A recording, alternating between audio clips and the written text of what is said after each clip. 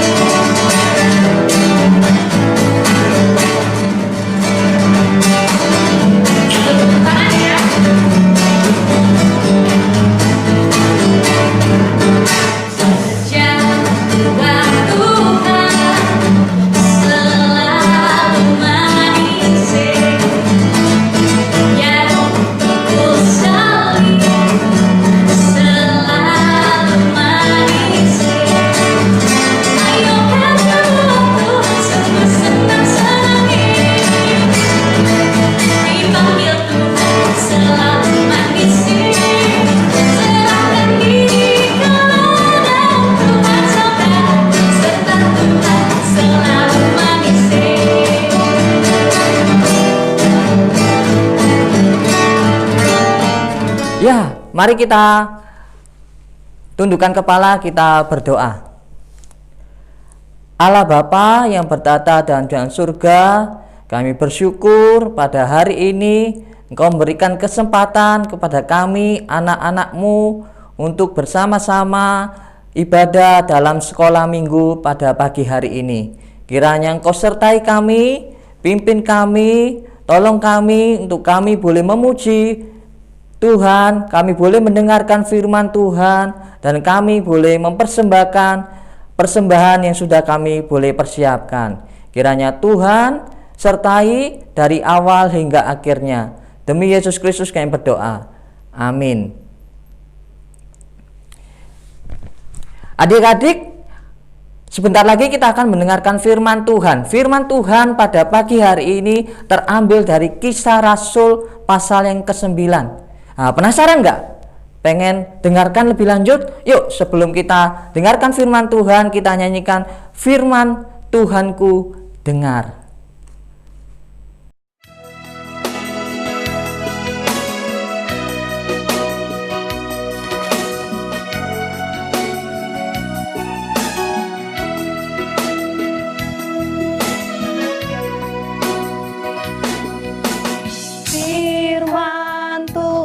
Ku dengar,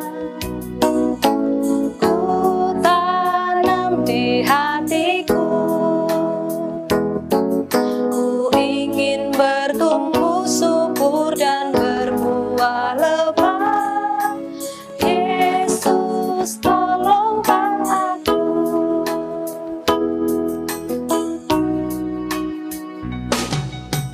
Firman Tuhan ku dengar, ku tanam di hatiku, ku ingin bertumbuh subur dan berbuah lebat. Yesus tolonglah aku. Kita pujikan pujian ini dengan penuh hati yang sungguh-sungguh. Kita mau adik-adik dengan sikap yang baik memujikan lagu ini sekali lagi.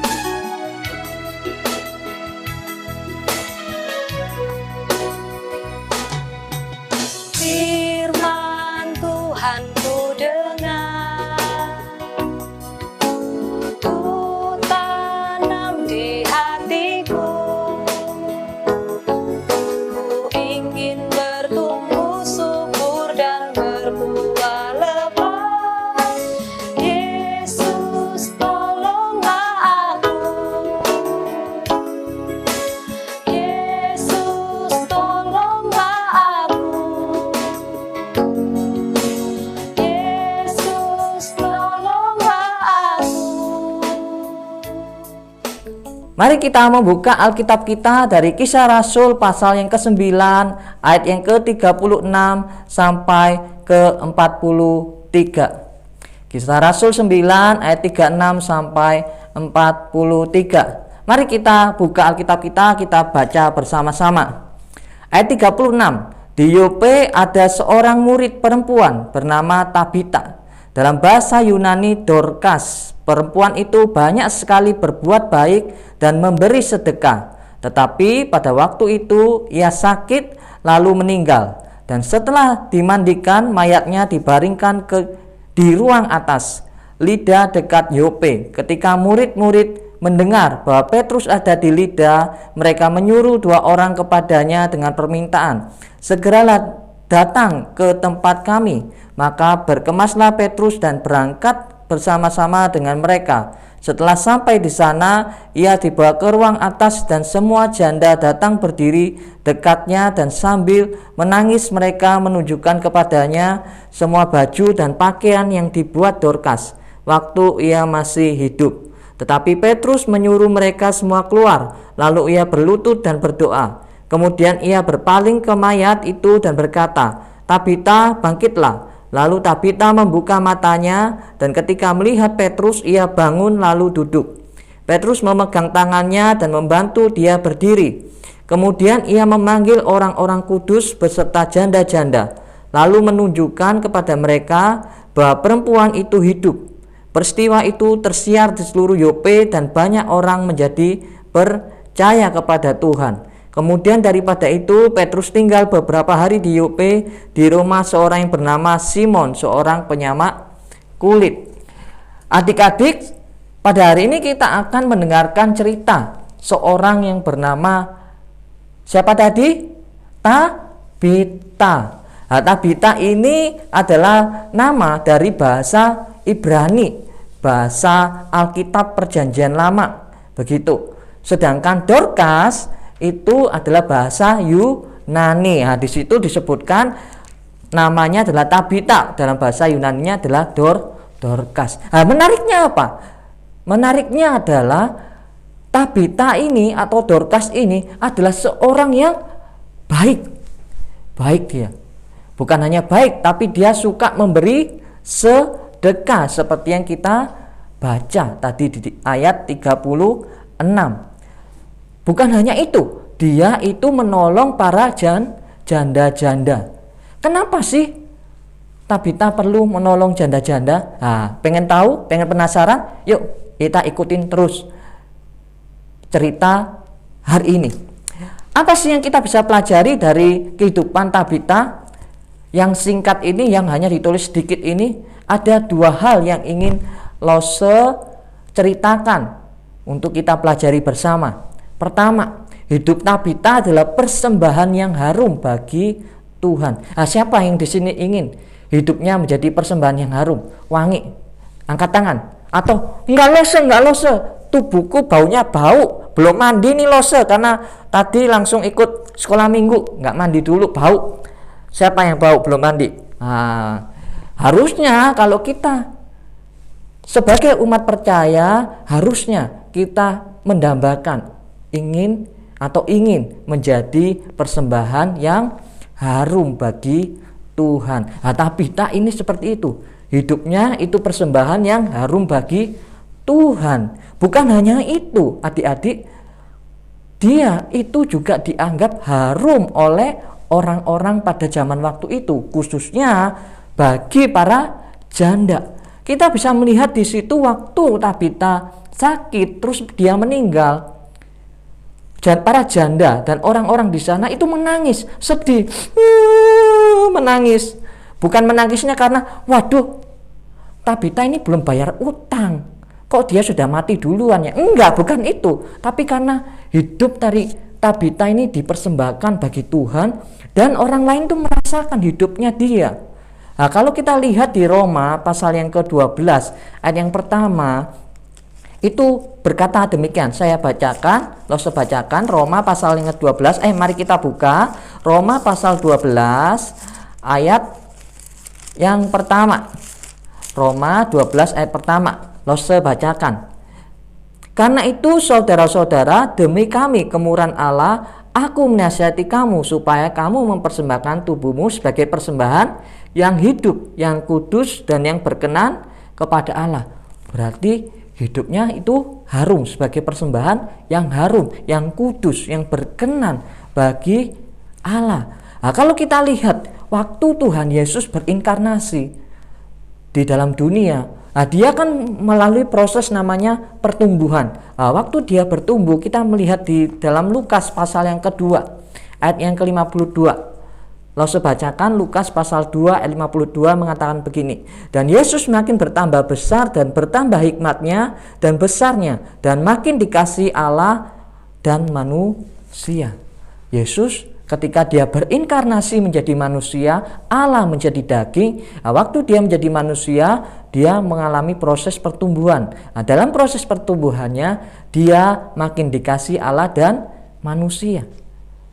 Atau bisa dikatakan dia makin harum di mata Allah dan harum di mata manusia. Nah, sama seperti Tabita. Tabita ini adalah orang percaya, orang yang mengikut Kristus. Nah, dia mempersembahkan hidupnya sebagai persembahan yang harum bagi Tuhan, dan orang lain tuh merasakan bagaimana kehidupan Tabita. Dia menyerahkan seluruh hidupnya, dia menolong para janda-janda, dia berbuat baik, dia memberikan sedekah kepada orang yang tidak memiliki keuangan yang baik, tidak memiliki ekonomi yang baik. Kenapa sih Tabita perlu memberi pertolongan kepada para janda? Karena adik-adik, para janda waktu itu, pada zaman waktu itu, kalau misalnya ada seorang janda, dia itu nggak bisa hidup, dia bisa mati, nggak makan, kelaparan. Karena apa? Dia nggak punya uang. Karena pada waktu itu perempuan itu tidak dianggap baik, atau bisa dikatakan disepelekan. Anak cewek apa itu? Disepelekan. Itu kelasnya di bawah laki-laki. Jadi laki-laki yang ada di atas, perempuan ada di bawah, levelnya begitu. Jadi bisa dikatakan perempuan itu tidak ada gunanya pada zaman waktu itu. Nah, sehingga kalau perempuan menikah, hidupnya bisa survive, bisa terus berjalan, berlangsung. Nah, tapi kalau dia ditinggal oleh suaminya, misalnya suaminya meninggal, dia ini kembali lagi hidupnya, dia tidak tahu mau melakukan apa. Karena pada waktu itu perempuan bekerja itu harganya bisa sangat murah sekali. Kalau bekerja dapat uangnya itu murah sekali, karena mereka itu dianggap kelas level 2, mereka tidak ada gunanya begitu. Sehingga pada zaman waktu itu perempuan itu tidak berguna, adik-adik. Makanya perlu tolong janda-janda. Tabita ini menolong para janda. Makanya di situ ketika Tabita meninggal, orang-orang menangis, haru. Karena ini loh, orang yang sudah menolong aku, sudah melayani aku, ternyata dia sekarang dipanggil oleh Tuhan. Pada waktu setelah itu, ketika kita tahu di dalam Kisah Rasul, setelah dia meninggal, habis itu kan ada Petrus, akhirnya kan si Tabita ini dibangkitkan. Nah, ketika Tabita ini bangkit, kita bisa tahu di situ pasti orang-orang, orang yang menolong aku kembali hidup. Wah, senang sekali mereka, pasti senang. Yang jadi pertanyaannya adik-adik, sekarang kalau adik-adik ada di sekumpulan teman-teman adik-adik, teman-teman adik-adik itu suka nggak dengan adik-adik? Temanku ada di sini, atau dia lagi, waduh dia lagi, sudah baunya nggak enak dan lain sebagainya. Harusnya kita punya hidup yang seperti itu, seperti Tabita. Dia disenangi oleh manusia karena apa yang dia lakukan itu harum, baik di mata Allah maupun di mata manusia. Yang kedua, hidup Tabita adalah hidup yang melayani. Seperti yang Lose sudah katakan tadi, Tabita di dalam kehidupannya itu dia mau melayani manusia, melayani sesamanya. Seluruh hidupnya itu dicurahkan bagi sesamanya. Ini satu kesaksian yang baik.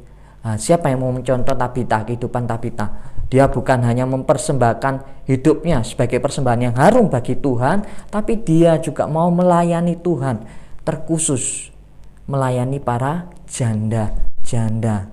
Tabita ini tentu bukan hanya suka melayani Tuhan, dia juga suka berdoa. Pasti dia mendoakan orang-orang yang dia layani. Dia pasti di dalam kehidupannya juga selain melayani, dia juga mendoakan orang-orang yang dilayaninya. Setiap janda satu persatu didoain. Doa janda A, janda B, janda C, janda D didoain satu-satu. Setiap hari didoain. Itu Tabita, kehidupan Tabita yang luar biasa. Pertanyaannya, bagaimana dengan kita? Apakah kita mau memiliki hidup seperti Tabita, memiliki kesaksian hidup yang begitu harum? Maukah kita suka melayani Tuhan seperti Tabita? Maukah kita melayani seperti Tabita? Siapa yang mau melayani Tuhan seperti Tabita? Caranya bagaimana melayani Tuhan? Salah satunya bagaimana? Ya melayani sesama, melayani orang-orang yang ada di sekeliling kita. Ayo coba, siapa di sekeliling kita yang perlu kita layani? Coba adik-adik pikir. Oh, temanku itu loh, temanku itu ada yang sukanya murung, sukanya sedih, sukanya dibully sama teman-teman. Siapa yang mau mendekatin dia? Mau mendoakan dia, mau mengajak dia bermain, mau mengajak dia yang lain-lain. Atau itu temanku itu loh, yang dia kalau pulang sekolah itu jalan, terus itu dia sepatunya jelek banget karena papa mamanya belum bisa membelikan sepatu. Siapa yang punya keinginan, aku ingin berdoa untuk temanku itu, deketin dia, tanya, ngobrol, berteman tanpa memandang dia kaya atau miskin. Siapa yang mau melayani sesama kita? Yang berikutnya, maukah kita suka berdoa untuk sesama kita seperti Tabita? Menarik. Adik-adik, Lose ingin menceritakan satu orang tokoh yang menuliskan surat Yakobus. Adik-adik, siapa yang nggak tahu surat Yakobus? Angkat tangan. Surat Yakobus itu adanya di setelah Ibrani. Setelah Ibrani ada surat Yakobus. Yakobus ini penulisnya, pada waktu itu dia setelah menulis, dia itu beberapa waktu kemudian ditangkap sama orang Yahudi. Orang Yahudi ini percaya kepada PL tapi nggak percaya pada Kristus. Pada waktu itu orang-orang Kristen itu ditangkap sama orang-orang Yahudi, termasuk Yakobus ini, penulis surat Yakobus, ditangkap dia. Terus waktu ditangkap, dia dibawa ke bumbungan bait Allah di tempat persis sama pada waktu Yesus juga berada di situ, dicobai oleh iblis pada waktu itu di bumbungan bait Allah yang tertulis di dalam Matius pasal yang keempat. Yakobus ditaruh di situ, ditanya sama pemimpin-pemimpin Yahudi. Sekarang kamu pilih mana? Pilih jatuh atau menghujat Kristus? Sekarang kamu hujatlah Kristus. Aku nggak mau terima lagi Kristus. Siapa itu Kristus? Itu Kristus mati. Belum tentu dia mati betulan. Aku nggak mau percaya sama dia. Kalau kamu mau seperti itu, kamu lepas dari hukuman jatuh. Tapi dia ngomong, enggak, aku nggak mau. Kristus itu betul-betul mati. Dia betul-betul bangkit. Dia penyelamatku. Aku mau tetap percaya sama dia, meskipun kamu suruh aku menghujat. Akhirnya, waduh, kamu menantang kita ya. Oke. Habis itu dia dijatuhin dari bait Allah, bumbungan bait Allah. Tinggi banget itu adik-adik. Yang jadi persoalannya, waktu dia sudah dijatuhkan, ternyata dia nggak langsung mati. Akhirnya para pemimpin Yahudi, waduh, ini orang ternyata hidupnya ini masih hidup aja ini. Ya sudah, kita rajam dia. Akhirnya dia dirajam, dipukulin batu, dilemparin batu. Menarik, di situ menarik, ada menariknya adik-adik. Kenapa? Waktu Yakobus dibegitukan, dia mengatakan begini, Bapa, ampuni mereka karena mereka tidak tahu apa yang mereka perbuat. Nah, itu sama seperti perkataan Yesus waktu disalib, Bapa ampunilah mereka karena mereka tidak tahu apa yang mereka lakukan. Nah, Yakobus juga ngomong begitu. Akhirnya ada seorang melihat dia, ini kok orang nggak mati-mati sih, sudah dijatuhin nggak mati-mati, habis itu dipukulin pakai batu nggak mati-mati. Waduh, kasihan juga ya orang ini. Akhirnya dia ambil besi gada yang besar sekali, akhirnya dia ambil, dipukulkan, kena kepalanya, kena tubuhnya, langsung dia mati. Akhirnya setelah dia mati, adik-adik, apa yang terjadi? Orang-orang Kristen, sekumpulan orang Kristen yang sungguh-sungguh percaya kepada Tuhan mengambil mayat dari Yakobus ini. Nah, waktu Yakobus mau dikuburkan, mereka kaget. Kenapa? Ternyata lutut dari Yakobus ini lututnya seperti unta. Artinya apa? Dia itu hidupnya selalu berdoa, berlutut di hadapan Tuhan, mendoakan orang-orang yang dilayaninya. Nah, itu kesaksian yang baik ya. Nah, seperti Tabita. Tabita bukan hanya melayani Tuhan, tapi dia juga mendoakan orang-orang yang ia layani. Nah, pertanyaannya, maukah adik-adik melayani Tuhan dan juga mau mendoakan orang-orang yang kita layani, termasuk mendoakan orang-orang di sekeliling kita, papa, mama kita, adik kita, termasuk teman-teman kita yang ada di sekolah, teman-teman kita yang di sekolah minggu, dan lain sebagainya. Atau lose-losenya juga. Doakan lose Desi, lose Free, dan lose-lose yang lain. Lose-lose yang ada di sekolah minggu, lose Silo, lose Patrick, dan seterusnya. Mau nggak adik-adik mendoakan guru-gurunya, lose-losenya? Itu. Mari kita tundukkan kepala, kita berdoa, kita lipat tangan, kita berdoa. Yuk ikutin Lose berdoa. Tuhan Yesus, kami bersyukur pada pagi hari ini kami diingatkan boleh untuk belajar melayani Tuhan dan berdoa bagi sesama kami melalui kesaksian Tabita yang begitu indah, menjadi persembahan yang harum di mata Tuhan dan di mata manusia. Kami juga ingin Tuhan seperti Tabita boleh menjadi persembahan yang harum bagi Tuhan dan bagi sesama. Tuhan, tolonglah kami untuk kami punya keinginan untuk melayani Tuhan. Kami juga punya keinginan untuk mendoakan orang-orang lain di sekeliling kami. Kami memohon belas kasihan Tuhan, demi Yesus Kristus kami berdoa. Amin. Ya, kita akan masuk ke dalam ayat hafalan kita. Ayat hafalan kita pada hari ini di dalam Galatia pasal yang ke-5. Ayat dibuka Galatia pasal yang ke-5. Dibuka Galatia pasal yang ke-5 ayat yang ke-13. Sudah, Galatia pasal yang ke-5 ayat yang ke-13C. Sudah ketemu? Mari kita buka bersama-sama, dimulai dari kata melainkan.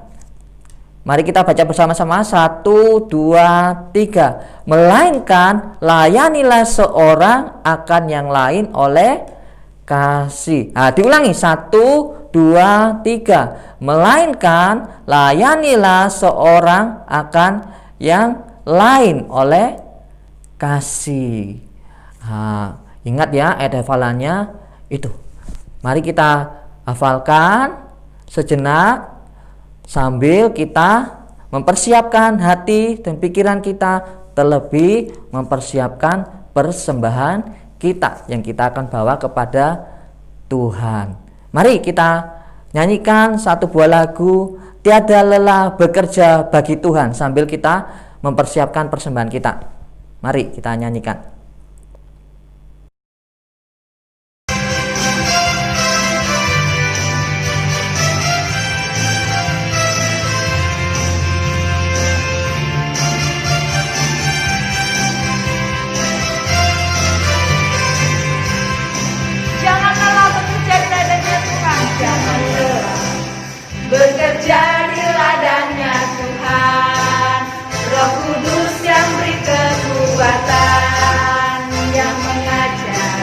dan menopang. Oh, oh, oh, tiada lelah bekerja bersamamu Tuhan, yang selalu mencukupkan atas segalanya.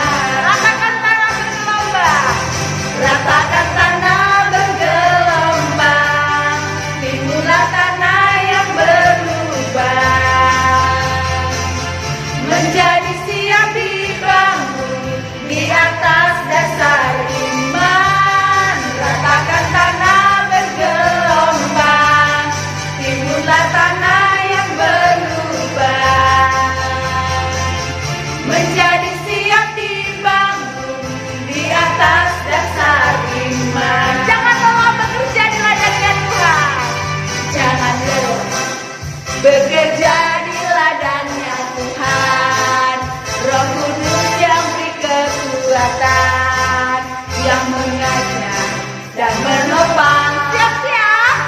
Oh, oh, oh, tiada lelah bekerja bersamamu Tuhan, yang selalu mencukupkan atas segalanya. Ratakan tanah bergelombang, timbullah tanah yang berlubang, menjadi siap dibangun di atas dasar iman. Ratakan tanah bergelombang, timbullah tanah yang berlubang, menjadi siap dibangun di atas dasar iman. Ya, adik-adik, mari kita berdoa untuk persembahan yang kita sudah kumpulkan. Mari kita berdoa. Tuhan Yesus, kami berterima kasih, kami diberi kesempatan untuk memberi persembahan. Kiranya persembahan ini boleh dipakai oleh Engkau untuk memperlebar kerajaan-Mu di tengah-tengah dunia ini, khususnya melalui GKY Balikpapan. Kiranya Engkau pimpin sertai guru-guru lose-lose yang mengajar di sekolah minggu, supaya mereka terus boleh mengajar kami. Kiranya melalui mereka kami boleh bertumbuh iman kami. Kami bersyukur Tuhan, demi Yesus Kristus kami serahkan persembahan kami. Amin. Ya, kita akan melakukan aktivitas. Sebelumnya mari kita sediakan satu kertas kosong. Sudah? Yuk, mari sediakan satu kertas kosong. Jangan lupa pensil. Nah, di situ sekarang kalian bikin. Nah, di kertas kosong itu kalian lipat jadi dua. Lipat jadi dua kertas kosongnya. Nah, setelah itu kalian lipat. Setelah kalian lipat, kasih kalian judul di sini di atasnya. Melayani Tuhan. Begitu ya, melayani Tuhan. Terus ditulis sih 1 sampai 10. 1 2 3 4 5 6 7 dan seterusnya. Sudah? Melayani Tuhan. Habis itu yang sebelahnya lagi ditulis lagi. Sebelahnya ditulis lagi. Berdoa bagi sesama. Sudah? Berdoa bagi sesama. Tulis sih 1 sampai 10. Sudah? Kalau sudah, sekarang coba pikirkan. Siapa ya? Aku mau doakan siapa ya? Misalnya doakan siapa? Oh, temanku, saya mau doakan satu. Nah, terus disebutin hari apa mau didoain. Misalnya hari Minggu ini loh, aku mau doain minggu ini juga. Saya doain minggu ini. Siapa lagi? Oh iya ya. Oh, misalnya lo Sefrit. Lo Sefrit nomor 2. Mau doakan kapan? Oh, Senin aja loh, Senin. Didoakan Senin. Nah, begitu dan seterusnya. Coba tuliskan siapa aja yang mau didoakan. Terus hari apa mau didoakannya selama 1 minggu ke depan. Siapa aja sih yang mau kita doain? Ayo coba pikirkan. Setelah itu, kalau sudah selesai itu, coba pikirkan yang tadi. Melayani siapa ya? Aku mau melayani siapa ya?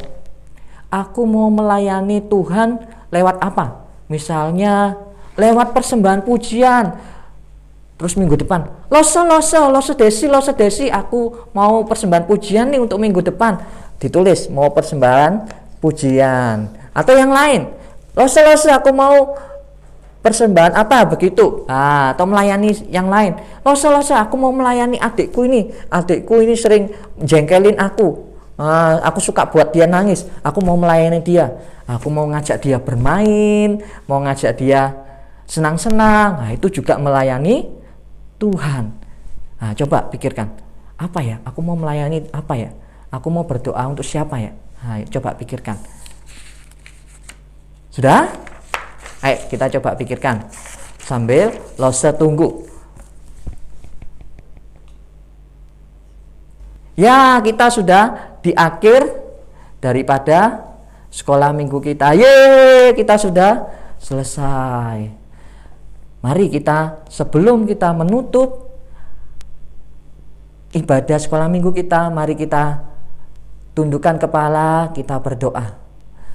Saya akan berikan kesempatan adik-adik berdoa secara khusus untuk papa mama kita. Mari kita doakan papa mama kita. Kita bersyukur kepada Tuhan. Tuhan, aku bersyukur Engkau memberikan papa mama. Bersyukur Engkau berikan aku adik, kalau yang punya adik. Kalau yang sudah tidak memiliki papa dan mama, doakan, Tuhan, aku bersyukur karena aku masih punya orang yang mengasihi aku sampai hari ini, mau merawat aku, mau membimbing aku, dan seterusnya. Mari kita berdoa, mari adik-adik berdoa di hadapan Tuhan masing-masing. Setelah itu Lose akan pimpin kita doa tutup. Mari kita berdoa.